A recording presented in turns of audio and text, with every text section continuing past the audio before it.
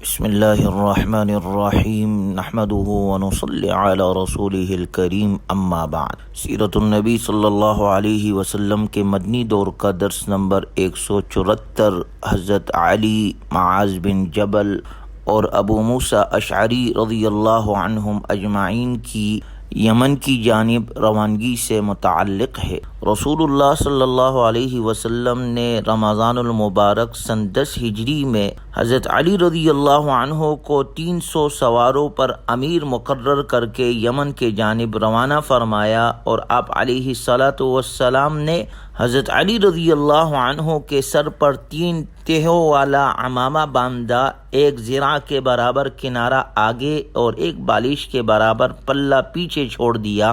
حضرت ابو رافع رضی اللہ عنہ فرماتے ہیں کہ جب رسول اللہ صلی اللہ علیہ وسلم نے حضرت علی رضی اللہ عنہ کو یمن کی طرف روانہ کیا تو انہیں تاکید فرمائی کہ جاؤ، ادھر ادھر التفات مت کرنا، یعنی صرف اپنی منزل مقصود ہی کو پیش نظر رکھنا۔ حضرت علی رضی اللہ عنہ نے عرض کی، اے اللہ کے رسول، میں اہل یمن سے کیسا سلوک کروں؟ آپ صلی اللہ علیہ وسلم نے فرمایا، جب تم ان کے علاقے میں پہنچ جاؤ تو جب تک وہ لڑائی شروع نہ کرے تم لڑائی کا آغاز مت کرنا۔ اگر وہ لڑائی کی ابتدا کرے تو تم اس وقت تک ان پر حملہ نہ کرنا جب تک کہ تم میں سے کوئی مجاہد شہید نہ ہو جائے۔ اس کے بعد صبر و تحمل کا مظاہرہ کرنا، انہیں سوچنے کی مہلت دینا، پھر انہیں اسلام کی دعوت دینا، ان سے کہنا کیا تم لا الہ الا اللہ کا اقرار کر کے دائرہ اسلام میں داخل ہونے کے لیے تیار ہو؟ اگر وہ یہ بات مان لے تو ان سے کہنا کیا تم نماز ادا کرو گے؟ اگر وہ یہ بات بھی تسلیم کر لے تو ان سے پوچھنا کیا تمہارے امراء اور خوشحال لوگ زکوٰۃ دیں گے جو تمہارے ہی غرباء کو دی جائے گی؟ اگر وہ یہ بات بھی مان جائے تو پھر ان سے کوئی اور مطالبہ نہ کرنا۔ اللہ کی قسم، تمہارے ذریعے سے اللہ کسی ایک آدمی کو بھی ہدایت سے نواز دے تو وہ تمہارے لیے دنیا و ما فیہا سے بہتر ہے۔ حضرت علی رضی اللہ عنہ 300 سواروں کے ساتھ روانہ ہوئے اور مقام کنا میں جا کر پڑاؤ ڈالا۔ اسی جگہ صحابہ اکرام رضی اللہ عنہم اجمعین کی مختلف ٹولیاں مختلف جوانب میں روانہ کی۔ لشکر اسلام کے سوار سب سے پہلے علاقہ مزجج میں داخل ہوئے اور بہت سے بچے اور عورتیں اونٹ اور بکریاں پکڑ کر لائے۔ ان تمام غنائم کو ایک جگہ جمع کر دیا گیا۔ اس کے بعد ایک دوسری جماعت سے مقابلہ ہوا۔ حضرت علی رضی اللہ عنہ نے ان کو اسلام کی دعوت دی، انہوں نے اسلام قبول کرنے سے انکار کر دیا اور مسلمانوں پر تیر اور پتھر برسائے۔ تب حضرت علی رضی اللہ عنہ نے ان پر حملہ کیا، جس میں سے ان کے 20 آدمی مارے گئے اور یہ لوگ منتشر ہو گئے۔ حضرت علی رضی اللہ عنہ نے کچھ وقفے کے بعد پھر ان کا تعاقب کیا اور دوبارہ ان کو اسلام کی دعوت دی۔ ان لوگوں نے اسلام کی دعوت کو اپنی طرف سے اور اپنی قوم کی طرف سے بھی قبول کیا اور وعدہ کیا کہ ہم صدقات جو اللہ کا حق ہے وہ ادا کریں گے۔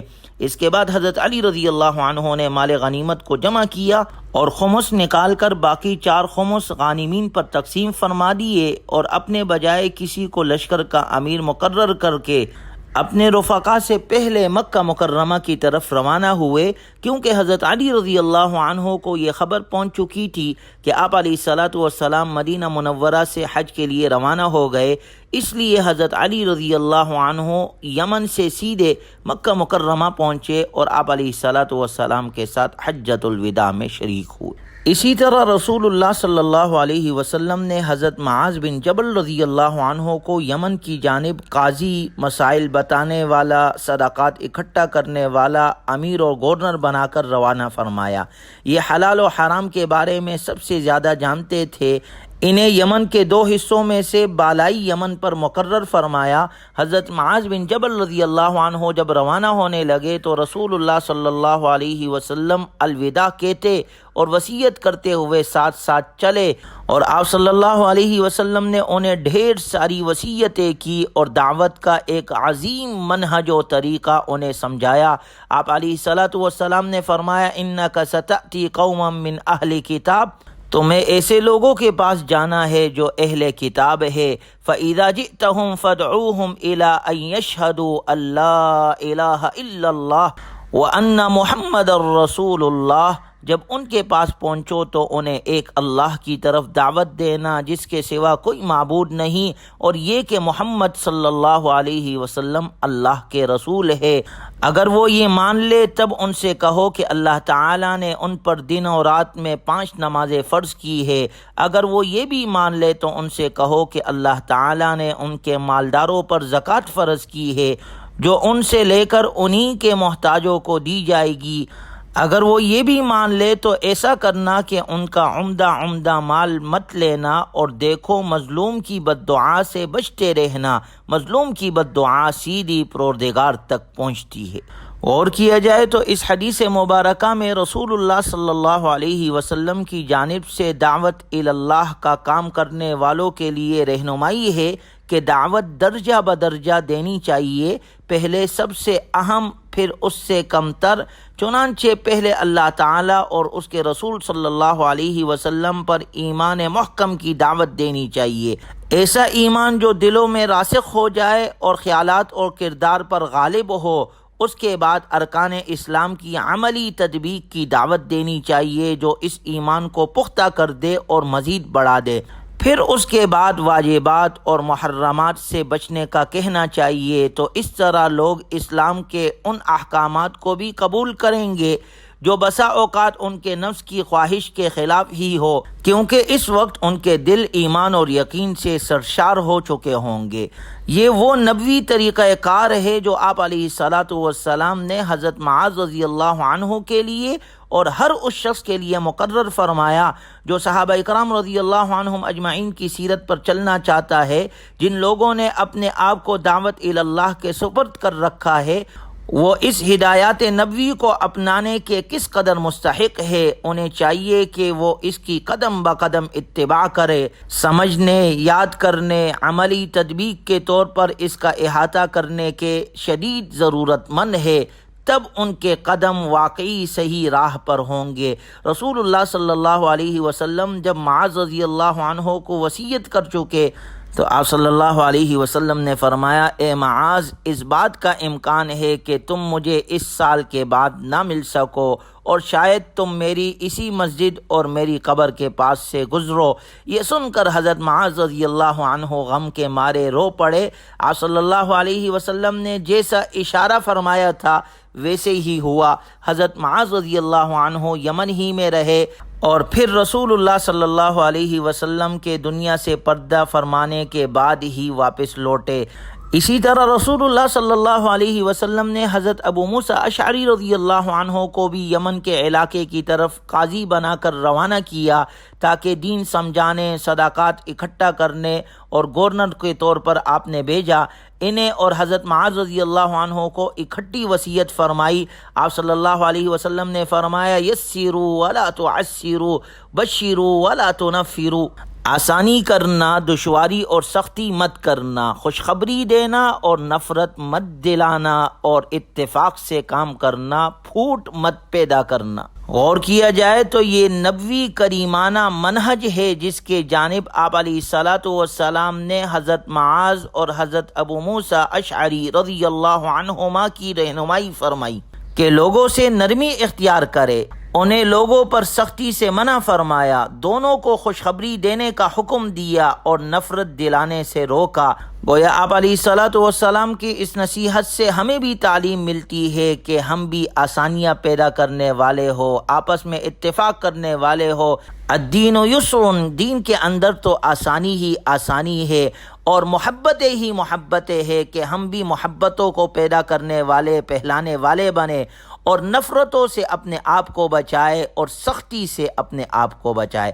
پھر چونکہ نظام اس دین کا ایک حصہ ہے اور اس کے تمام امور میں داخل ہے، کیونکہ نظام مختلف امور کو اکٹھا کر کے اہداف اور نتائج یقینی بناتا ہے۔ نظام ابتدا ہی سے اسلام کا ایک خاص وصف اور امتیاز ہے۔ رسول اللہ صلی اللہ علیہ وسلم جب بھی مدینہ منورہ سے باہر تشریف لے جاتے تھے تو اپنی جگہ کسی کو امیر مقرر فرماتے تھے تاکہ وہ معاملات کی نگرانی کرتا رہے۔ اسی طرح جب بھی کوئی علاقہ فتح کرتے تو آپ علیہ الصلاۃ والسلام ان پر امیر اور نگراں مقرر کر دیتے تھے۔ آپ صلی اللہ علیہ وسلم کے پاس وفد آتے تو آپ ان پر اپنی طرف سے ایک امیر مقرر فرماتے، پھر دین سمجھانے کے لیے کسی کا تعین ان پر چھوڑ دیتے، اور اسی طرح صدقات جمع کرنے والا بھی ان کی طرف روانہ کرتے۔ رسول اللہ صلی اللہ علیہ وسلم ایسے عاملین منتخب کرتے جو نیک، اہل علم اور دیندار ہو، اور جنہیں ان قبائل میں اثر رسوخ حاصل ہو اور عرب میں وہ قابل لحاظ بھی ہو۔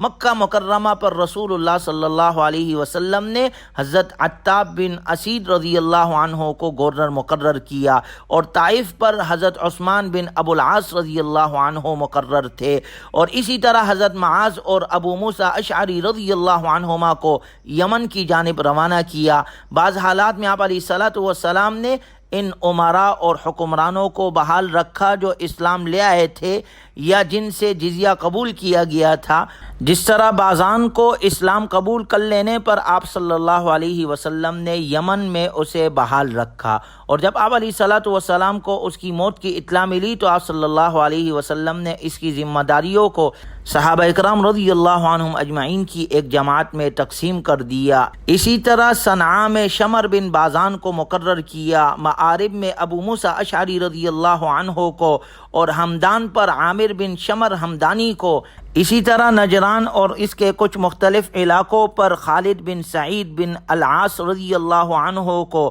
اور حضرموت کے شہروں پر زیاد بن لبید کو، اور اسی طرح ایک مقام پر آپ علیہ الصلاۃ والسلام نے حضرت عکاشہ رضی اللہ عنہ کو مقرر فرمایا۔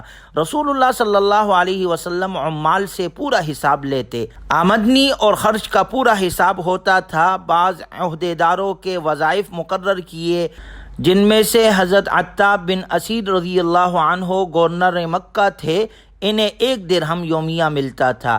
اسی طرح جب قیس بن مالک رضی اللہ عنہ کو ان کی اپنی قوم ہمدان پر عامل بنایا تو ان کے لیے زمین کا ایک حصہ الگ کر دیا کہ اس کی آمدنی تم لے سکتے ہو۔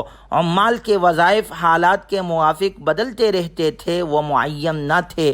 رسول اللہ صلی اللہ علیہ وسلم کا اعلان تھا، جو ہمارے کام پر مقرر ہوا ہے، اگر اس کے پاس گھر نہیں گھر بنا لے، اگر بیوی نہیں وہ شادی کر لے، اگر اس کے پاس سواری کے لیے جانور نہیں تو وہ بھی خرید لے۔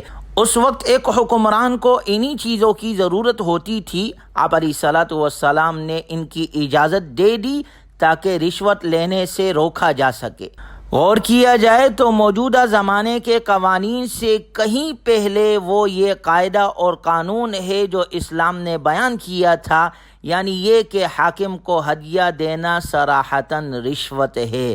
گویا اسلام رشوت سے منع کرتا ہے، اسلام سب کو برابر حقوق دیتا ہے۔